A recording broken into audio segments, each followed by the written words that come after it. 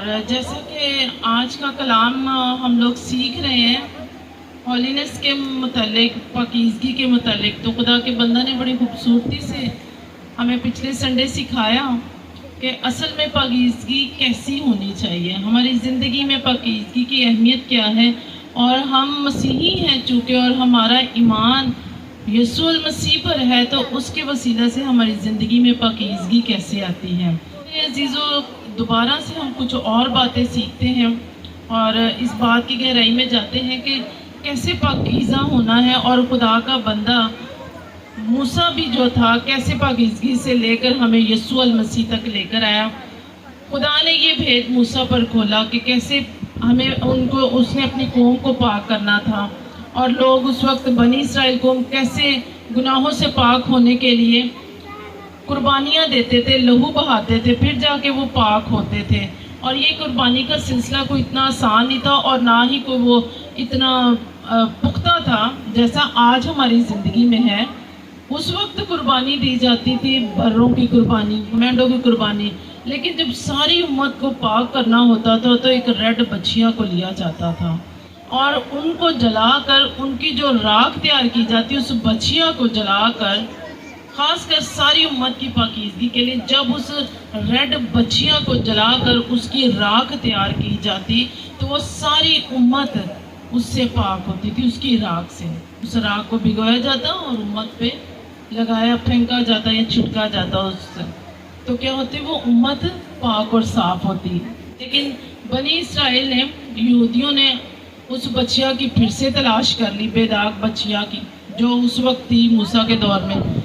تاکہ ہم دوبارہ سے پاک ہوں، ہم دوبارہ سے پاکیزگی میں آئیں۔ اور آج انہوں نے بہت ساری ویسی چیزیں دوبارہ سے تعمیر کرنے کی کوشش بھی کر دی، نیا یروشلم بنانے کی کوشش کر رہے ہیں، اور ہارون کاہن کی نسل سے لوگوں کو لے رہے ہیں کہ کہیں نہ کہیں سے ہمیں کچھ مل جائے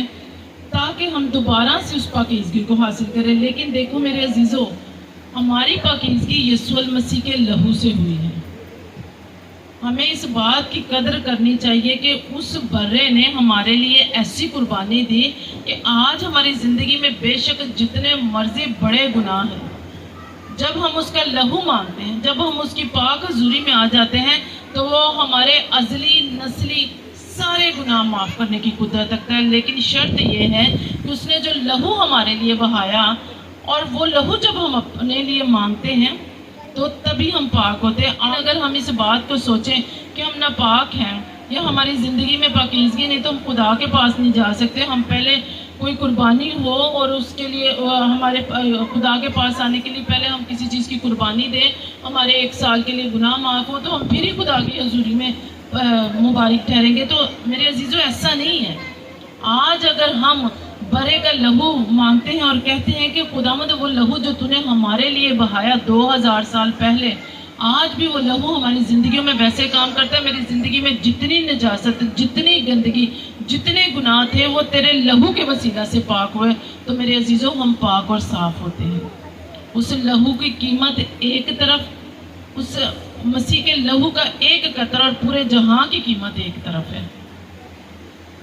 اس قدر وہ قیمتی لہو، ہمیں تو خود اس کی قیمت کا اندازہ نہیں ہے۔ ہم اپنی قدر کو خود نہیں جانتے، ہم جانتے نہیں ہیں کہ ہماری قیمت کس نے ادا کی ہے۔ اس نے ادا کی ہے جو بادشاہوں کا بادشاہ، شہنشاہوں کا شہنشاہ، اور جو دونوں جہانوں کو بنانے والا تھا، جس کی مرضی کے بغیر آج ہوا میں ایک پتا نہیں ہل سکتا، ہماری زندگی کی ایک سانس کے بھی ہم مالک نہیں ہیں۔ اس نے ہماری قربانی دی ہے، تو میرے عزیزو سوچو کس قدر ہم مہنگے ہیں۔ آج ہم نے پاک اور صاف ہونا ہے، کیسے برے کے لہو کو لے کر اپنی زندگی سے ہر وہ کام نکال دے جس سے وہ خوش نہیں ہے۔ خداوند کے پاک کلام کے پڑھے سنے جانے